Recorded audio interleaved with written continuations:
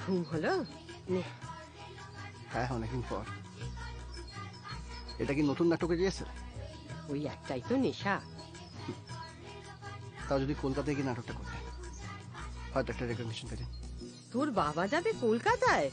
তাহলেই হয়েছে। বলবে ওখানে ধুলো আর ধোঁয়া, দেশলাই বাক্সের মতো ছোট ছোট ফ্ল্যাট, লোকে প্রাণ ভরে শ্বাসও নিতে পারে না।